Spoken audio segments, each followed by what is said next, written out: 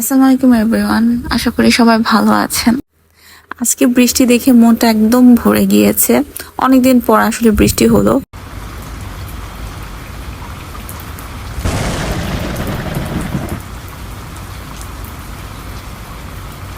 বৃষ্টি দেখছিলাম আর ভাবছিলাম বাহির থেকে খাবার অর্ডার করতে হবে, কারণ আমি তো অসুস্থ, রান্না বান্না তো করতে পারবো না আজকে।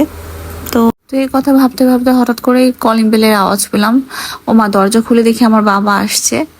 তো খাবার আসলে বাসা থেকে পাঠিয়ে দিয়েছে, কারণ আমি তো অসুস্থ। আম্মু রান্না করেছে পেঁপে আলু দিয়ে পাতলা করে দেশি মুরগির মাংস, করলা আলু ভাজি, আর হচ্ছে বোয়াল মাছ টমেটো দিয়ে। খাবার খেতে খেতে ভাবছিলাম আসলে মা বাবা হচ্ছে সন্তানের জন্য ব্লেসিং। যার মা বাবা নেই সে বুঝে আসলে। আমি আজকে যে আজ একটু অসুস্থ বোধ করছিলাম, ভাবছিলাম রান্না করব নাকি অর্ডার করব। তো এই সময় কিন্তু আমার মা ঠিকই খাবার পাঠিয়ে দিয়েছে, যে না থাক, রান্না করার দরকার নেই।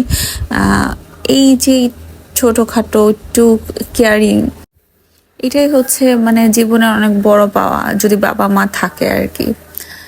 তো যাই হোক, কথা বলতে বলতে হঠাৎ করে আমার হাজব্যান্ডের ফোন আসলো, বললো রেডি থেকো, আমরা আজকে এক জায়গায় যাব। তো বিকালবেলা 5টার দিকে রেডি হয়ে গেলাম। তো আমি বলতেছিলাম যে কোথায় যাব, ও আমাকে নিয়ে যাচ্ছে মেট্রো রেলের ওদিকে আর কি। তো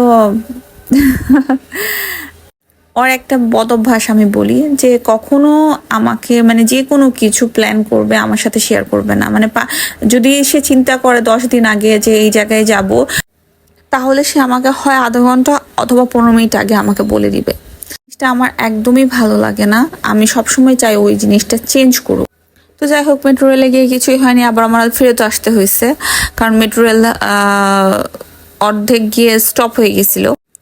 তো কি একটা টেকনিক্যাল প্রবলেম না কি, যাই হোক, পরে আমরা বাসায় চলে আসছি। আরও বলতেছে ফ্রেঞ্চ ফ্রাই করো। তো এই তো আমি ফ্রেঞ্চ ফ্রাই করলাম এবং নুডলস করছি। আমি সাধারণত নুডলস স্টিম করার সময় আর কি মানে পানিটা ফেলে দিই না। তো যাই হোক, আমি মামা নুডলস নিয়েছি চিকেন ফ্লেভারের। অ্যান্ড এটা হচ্ছে মামা নুডলসের সিজনিং অয়েল এবং মশলাও আছে। আসলে এটা হচ্ছে, এই নুডলসটা হচ্ছে রামেনের জন্য খুবই ভালো, বাট আজকে আমি বানাবো খুবই নর্মাল সিম্পল ওয়েতে আর কি। তো আমি পানির মধ্যে হচ্ছে মশলা দিয়ে দিলাম নুডলসের, অ্যান্ড হচ্ছে ওই অয়েলটাও দিয়ে দিলাম। তারপর হচ্ছে নুডলসটা দিব। তার আগে হচ্ছে একটু ঝাল করার জন্য, হচ্ছে স্পাইসি করার জন্য আমি একটু দিয়ে দিলাম লাল মরিচের গুঁড়া। অ্যান্ড আমি এখানে 3টা নুডলস নিলাম আর কি। তারপর আমি যেটা করেছি, আমি বলি হচ্ছে আমার ফোন যে অফ হয়ে গিয়েছিল আমি টেরই পাইনি, পরে চার্জ দিয়ে অন করে আছে। বাকিটা হচ্ছে আমি আপনাদের দেখাতে পারিনি, যদিও আই এম সরি। তো নুডলস করে এখন আমার খাওয়ার ভিডিওটাই দেখেন, আসলে করার ভিডিওটা যেহেতু ও দেখতে পারেন নাই।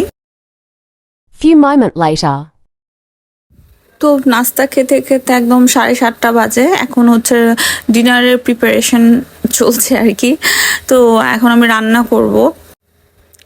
তো যেহেতু আমার হাজব্যান্ড বলতেছে যে খিচুড়ি বানাও, তো আমি এখন আর কি আধা কাপের মতো হচ্ছে পেঁয়াজ দিয়ে দিয়েছি। একটু লবণ দিয়ে পেঁয়াজটা যখন একটু সফট হয়ে গিয়েছে, তখন গোলমরিচ, এলাচি, তারপরে হচ্ছে কালো এলাচ একটা, এবং 3-4টা হচ্ছে ছোট এলাচ বা সবুজ এলাচ যেটাই বলেন না কেন, ওটা দিয়ে ভালো করে হচ্ছে মিক্স করছি পেঁয়াজের সাথে। এবং যখন হচ্ছে মনে হচ্ছিল যে তেলটা শুকিয়ে আসছে, উপরে চলে আসছে, তখন হচ্ছে আমি একটু পানি দিয়ে তারপর এখানে তেজপাতা, কয়েকটা দারচিনি দিয়ে আবারও ভালো মতো কষিয়ে নিয়েছি।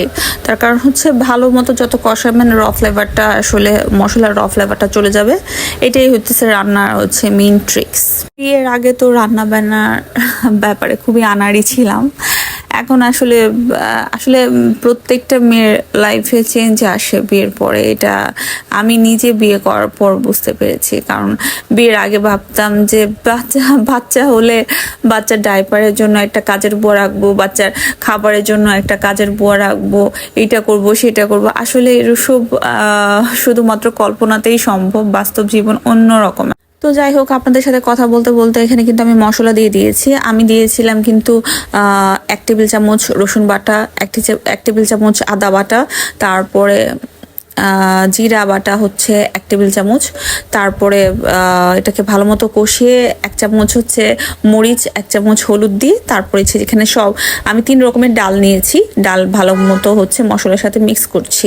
3 রকমের ডাল বলতে বুটের ডাল, তারপরে খেসারির ডাল, মসুরের ডাল আর কি। তো যাই হোক, এখন ভালো মতো মিক্স করে এখন যখন দেখলাম মিক্স হয়ে গিয়েছে ভালো মতো, তখন আমি চালটা দিয়ে দিয়েছি। চালটা ভালো মতো ধুয়ে নিয়েছি। আসলে আমি এখানে 3 কাপ ডাল নিয়েছি এবং 4 কাপ চাল নিয়েছি। তো আমি কিন্তু এখানে আমার পানির মেজারমেন্টও কিন্তু অন্যরকম হবে। আমি এখানে 3 ডবল পানি দিব আর কি, ডাল যেহেতু আছে। তো এই তো এখন চালের সাথে ভালো মতো ডাল মিক্স করে নিচ্ছি। এবার পানি দিয়ে দিব এবং পানি দেওয়ার পর হচ্ছে আমি কতগুলো কাঁচামরিচ দিয়ে দিব। আর কাঁচামরিচ দিলে তো একটা ভালো ফ্লেভার আসে, আপনারা জানেনই। তো আমি কাঁচামরিচ দেবো। তো এই তো কাঁচামরিচ কয়েকটা দিয়ে আমি এখন ঢেকে দিব। আবার কিছুক্ষণ পর 15 আধা ঘন্টা পর আসলাম আর কি, না 20 মিনিট পর আসলাম। তো দেখলাম আমার চাল মোটামুটি হয়ে গিয়েছে। এখন আমি আবার কাঁচামরিচ দিয়ে আবার ঢাকনা দিয়েছি। তো শেষ আমার খিচুড়ি মোটামুটি।